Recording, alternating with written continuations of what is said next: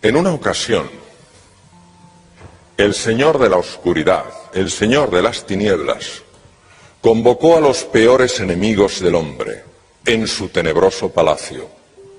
Y teniéndoles frente a sí les dijo: llevo miles de años intentando acabar con el ser humano, borrarle de la faz de la tierra. He creado todo tipo de desavenencias, de malentendidos, todo tipo de heridas.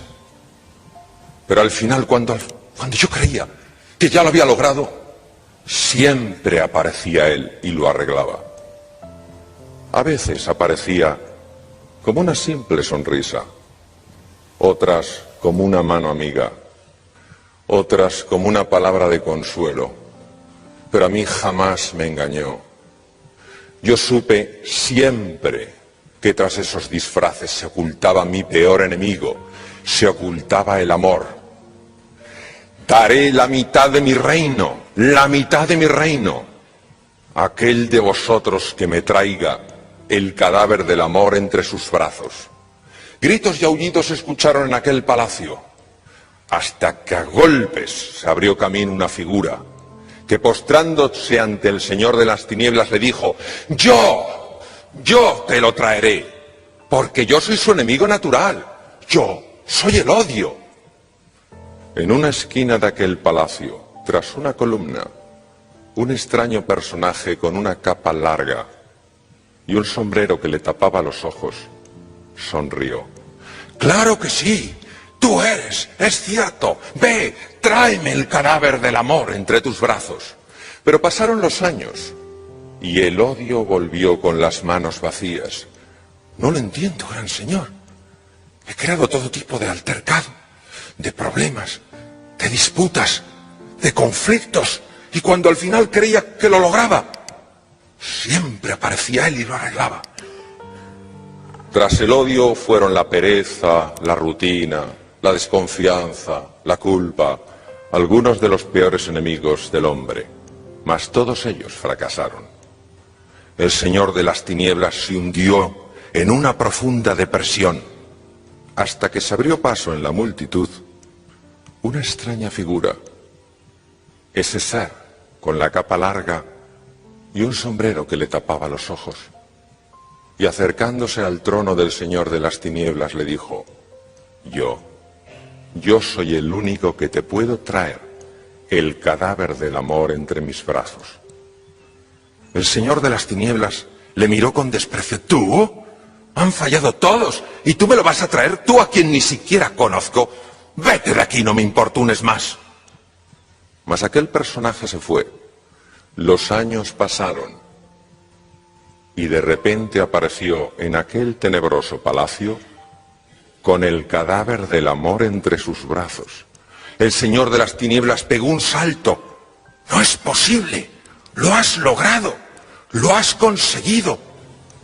Tuya es la mitad de mi reino. Pero, amigo mío, antes de partir, no te conozco. Dime, ¿tú quién eres?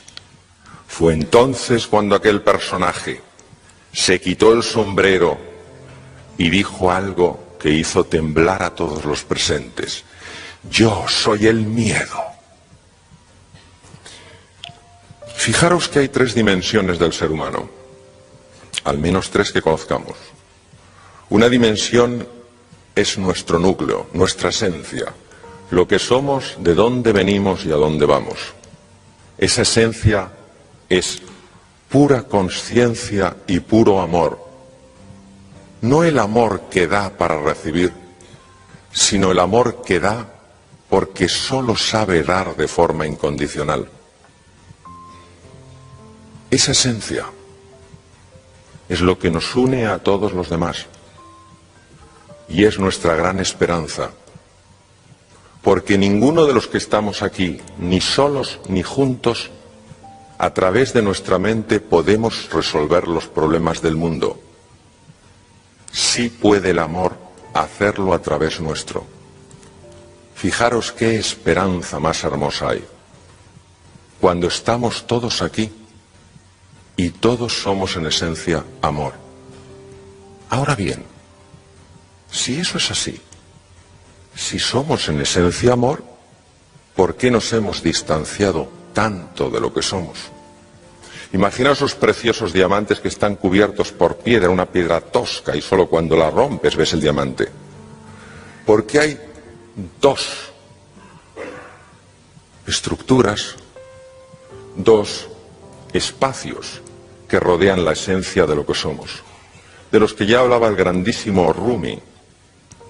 Rumi decía que la clave no es tanto encontrar el amor como encontrar las barreras que nos impiden que él brille en nosotros. Esas dos estructuras, la primera es lo que tememos ser. Los que estamos aquí sentados, tememos no ser suficientemente buenos, no ser suficientemente inteligentes, no ser suficientemente amables, no merecer ser queridos. ¿Y sabéis lo que nos pasa a los seres humanos cuando nos sentimos tan perdidos, tan solos, tan confusos y tan poca cosa? Que de manera natural nuestro cerebro y nuestro cuerpo hace que nos coloquemos en un modo de pura supervivencia, porque nos sentimos en peligro. Y cuando uno coge un escudo para protegerse, qué raro es que no llame también a una espada. Esta es la famosa sombra, aquello que tememos ser, que no queremos reconocer, que no queremos aceptar. ¿Cómo va a haber paz en el mundo si dentro estamos todos tan divididos? Mas encima de esa parte, encima de esa dimensión hay otra, que es lo que pretendemos ser, para cubrir esa sensación que nos hace vernos tan frágiles y vulnerables. Pretendemos ser perfectos, pretendemos no mostrar ninguna fisura, poderlo controlar todo. Y tras esto, lo único que hay es una tremenda arrogancia, una tremenda vanidad y una increíble autosuficiencia. Ahora bien, uno puede pensar que si el pretender ser está muy condicionado por la cultura, por reglas que hemos aprendido de pequeñitos, la clave es desafiar, romper cualquier regla existente, echar la culpa a mis padres, a mis abuelos, a mi sociedad o al mundo que me condicionó para ser esclavo en lugar de libre.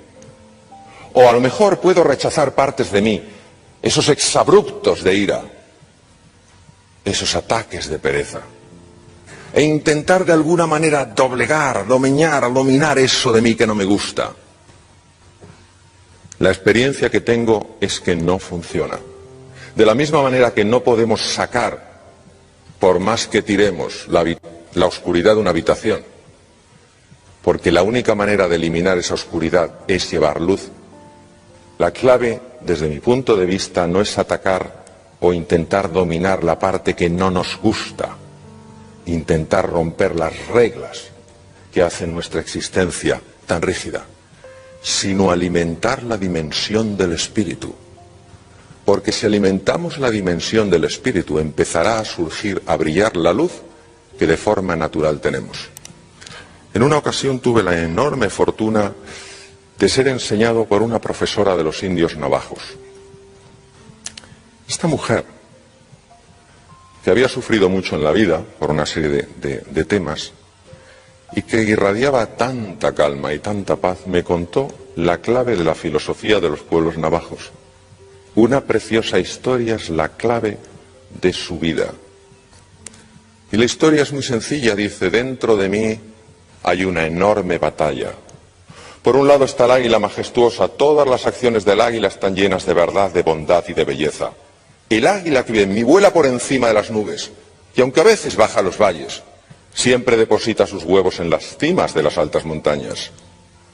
Pero dentro de mí también vive un terrible lobo. Él representa lo peor que hay en mí. Se sustenta sobre mis propias caídas diciendo que él también es parte de mí. ¿Quién ganará esta gran batalla? Aquel a quien yo cada día alimente. No es un tema de atacar más lo que no nos gusta de nosotros o lo que no nos gusta de la sociedad. Es un tema de nutrir, de alimentar esa dimensión del espíritu. Porque sin ella el ser humano no puede resolver los problemas que ha creado desde la mente, Ya lo dijo Albert Einstein, ningún problema importante puede ser resuelto desde el mismo nivel del que surgió. Ha surgido de la mente dividida. Lo único que puede unir la mente es el espíritu. Pero el ego, que no es ni bueno ni malo, sabe que cuando la parte en la que hemos sido condicionados se une a la parte que rechazamos, el ego desaparece. Y entonces nos hemos integrado. Y me gustaría deciros una cosa, que a veces intentamos buscar ese universo a base de la reflexión más profunda, que intentamos conocer, saber, o que a veces buscamos eso en nuestro interior pensando que si cavamos mucho, al final saldrá. Recuerdo unas preciosas frases de San Francisco de Asís.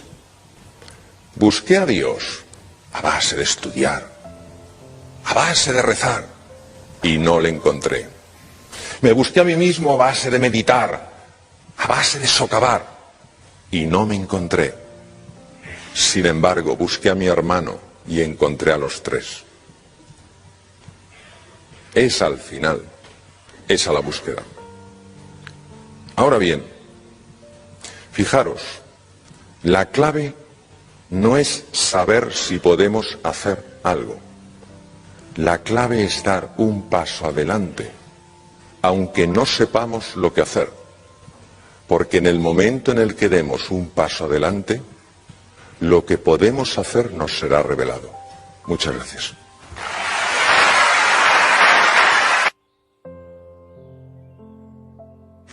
Yo sé que cuando se habla de liderazgo, muchas veces entra en conflicto entre nosotros imágenes de ciertas personas a las que se les ha atribuido el papel de un líder, pero que creo que no concuerdan con el liderazgo como lo vamos a valorar.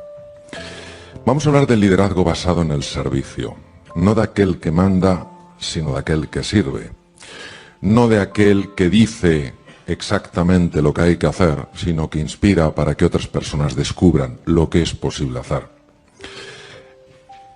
Hablamos de un líder que ha librado la batalla más difícil que se puede librar, que es con uno mismo, con su propio ego, con su propia obsesión por el control, por dominar. Recordemos que Nietzsche, este filósofo que ha tenido tantísimo impacto, decía que el ser humano, el hombre, es voluntad de poder. No decía que tiene, sino que es. Independientemente de la visión que este filósofo tuviera, no cabe duda que esta ansia de poder, esta ansia de dominar, de manipular, está presente en algunos de los rincones más oscuros del ser humano.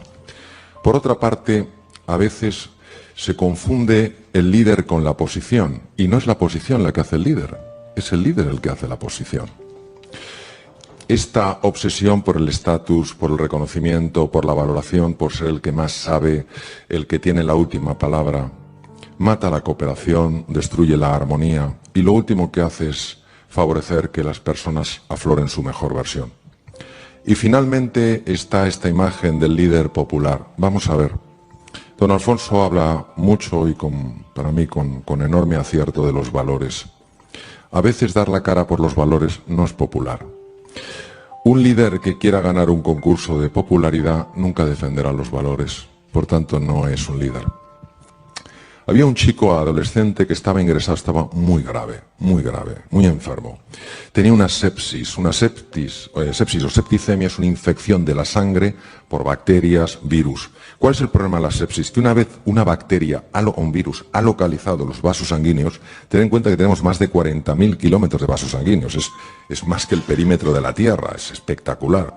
Una vez que las bacterias han encontrado esa avenida de tantos carriles, van a todos los órganos y empiezan a hacer de las suyas. Le habían afectado ya al sistema respiratorio, por eso estaba intubado, necesitaba asistencia con un ventilador, necesitaba soporte cardíaco, le estaba afectando al corazón, había bajado el gasto cardíaco y ya le estaba empezando a fallar el riñón. Cuando 3 órganos fallan, la posibilidad de que ese enfermo fallezca sube exponencialmente. ¿Qué estaba causando este problema? cuál era el origen de la sepsis.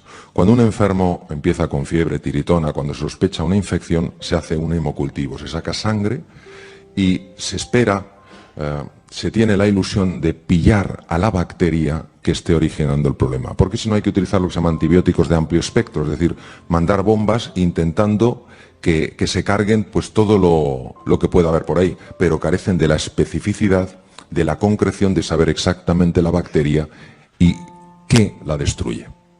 Tuvieron mucha fortuna porque en el hemocultivo, en uno de los hemocultivos, hacen varios hemocultivos siempre, en uno de los hemocultivos engancharon la bacteria. Es una borrelia, es una bacteria muy agresiva. Animados ante este descubrimiento empezaron a ponerle el antibiótico específico, pero ¿sabéis el problema? El chico parecía que mejoraba y de repente empeoraba. Mejoraba y empeoraba. ¿Sabéis por qué? Porque no habían encontrado el foco infeccioso que seguía mandando bacterias a la sangre. Es difícil describir la tecnología del hospital en el que estuve, pero algunos de los principales inventos en medicina últimos se habían hecho en su hospital. Le habían hecho de todo, no encontraban el origen. Un día el catedrático, la máxima autoridad en la universidad, el catedrático de medicina, jefe de departamento, el BCIRA, el catedrático de la Universidad de Harvard, fue al hospital. Los catedráticos allí dedican mucho tiempo a escribir e investigar y pocas veces hacen ya visitas o van a ver a los enfermos porque están como en otro nivel. Y las personas que están prestando atención a los enfermos son médicos buenísimos, de los mejores que hay en el mundo, y que están mucho más en la faceta clínica, por supuesto publican, pero su labor principal es la clínica. Cuando un catedrático pasa por el hospital, eso es un evento. Y en ese evento, pues intenta apuntarse todo el que puede. Hoy sabemos que hablan dos personas extraordinarias, que las tenemos aquí, y os apuntáis un montón de personas porque os apetece oírlas. Bien. El catedrático pasó por la unidad de cuidados intensivos y le informaron de la situación del chico. Con el catedrático había jefes de departamento, el responsable máximo de la UBI médica, de la MICU, había residentes que estaban haciendo la especialidad en distintos campos de la medicina interna y había un interno. El interno, para los que trabajéis en empresas, sería equiparable a un becario. Es decir, alguien que acaba de acabar la carrera y empieza ahí diciendo, a ver qué aprendo. El interno en Estados Unidos pasa un año y después de ese año intenta entrar en uno de los programas buenos de residencia, hacerse cardiólogo, cirujano torácico, lo que sea. El catedrático pregunta por el chico y le dicen que están muy preocupados porque ya no saben qué hacer, no localizan el origen de la infección por borrelias, está fallando el riñón y temen lo peor. Y en ese momento, el becario, el último mono de a bordo, para que nos entendamos, de manera espontánea lanza una pregunta. ¿Alguien le ha mirado detrás de las orejas? A ver, en esta vida, si haces una pregunta rara, te pueden pasar varias cosas. La primera, que nadie te oye. No sabes cómo, pero nadie te ha oído. No importa lo que grites. La segunda es que te oyen y te miran raro. Y la tercera es que te oyen, te miran y preguntan, ¿quién es este? Bien. Quiero que entendáis de lo que estamos hablando. Estamos hablando de un catedrático de medicina interna de la Universidad de Harvard, reconocido en el mundo entero por sus libros, sus publicaciones, por su trayectoria, y un chico que acaba de terminar la universidad. Es decir, David y Goliat. ¿Qué es lo que sucede normalmente? Lo que sucede normalmente es que la arrogancia, la soberbia, el estatus, el no hay nadie que sepa más que yo tengo que demostrar todo lo que sé, el otro no sabe, yo conozco, los demás no, se apodera de nosotros y ya no eres tú, es tu ego. Y claro, sobre todo cuando hay gente que te mira. Gente que te mira como si fueras el oráculo de Delfos, la comunicación directa con los dioses. Pero quiero deciros lo que pasó. Este catedrático en la Universidad de Harvard era un verdadero líder. ¿Por qué? Porque era una gran persona. Era un hombre humilde. Recordemos que la palabra humildad viene del latín humus, lo que fertiliza la tierra. Para mí no hay virtud más elevada que la humildad. Porque la humildad permite ver, como diría con tanto acierto don Alfonso, con esa mirada profunda, más anchura, más alcance, más hondura. Primero por eso, por humildad. Segundo, por curiosidad. Es sorprendente a veces nuestro refranero. La curiosidad mató al gato. ¿Qué habría sido del ser humano sin curiosidad? Si cuando vio el fuego, probablemente porque un rayo chocó o golpeó unos leños, si no se hubiera quemado, si no se hubiera acercado, ¿qué sería del ser humano? Este hombre tenía curiosidad. Y para este hombre era más importante conocer y aprender que quedar bien. Este hombre sabía lo que era importante en la vida. Para él solo había algo importante, un adolescente que se estaba muriendo. Lo más importante no era su estatus, lo más importante no era controlar quién es, por qué habla, no tiene derecho, no le he preguntado. Y entonces, ante la pregunta, se quedó sorprendido y la transmitió al equipo. ¿Alguien le ha mirado detrás de las orejas? Imaginaros la cara de la gente. Pues no. Dijo, pues mirarle. Detrás de la oreja izquierda apareció una garrapata. Estaba matando a este chico. Las garrapatas en Estados Unidos transmiten en algunos sitios enfermedades sumamente graves. Pues hay que tener mucho cuidado. Pues cuando vas a unos bosques en Estados Unidos pone warning ticks, cuidado garrapatas, porque una garrapata aquí donde la veis puede vivir hasta 40 años. Tiene entre las patas delanteras un órgano que se llama órgano de Heller, y con el órgano de Heller ella detecta el olor de ácido butírico de un mamífero o el calor y salta. Y entonces inyecta un anestésico para que no la aplasten, perfora, mete la cabeza y las patas delanteras. Por eso, aunque a alguien le limpien, le laven en un hospital con esponja, no se te va la garrapata. El catedrático fue, además, capaz de reconocer, porque si el catedrático no hubiera querido, este caso jamás se habría publicado. Entonces, sencillamente lo que os quiero transmitir es lo siguiente. El liderazgo no es una posición, es una forma de ser y de estar en la vida. El liderazgo es inspirar a otras personas para que crean en sí mismos, en sí mismas y desplieguen su potencial. Decía el gran filósofo Emerson que la mayor desgracia de un ser humano es no encontrarse a alguien que le ayude a lograr lo que es capaz de lograr. Un líder mueve desde su ejemplo, no desde su palabra. El liderazgo es siempre visual. El liderazgo inspira porque mueve algo en tu interior. El liderazgo está basado en valores. ¿Por qué? Porque cuando todo es niebla, cuando hay confusión, cuando no se ve nada, el líder, la líder, tienen claro hacia dónde tienen que ir. Yo realmente tengo más ilusión de escuchar vuestras preguntas que de seguir a lo mejor comentando cosas.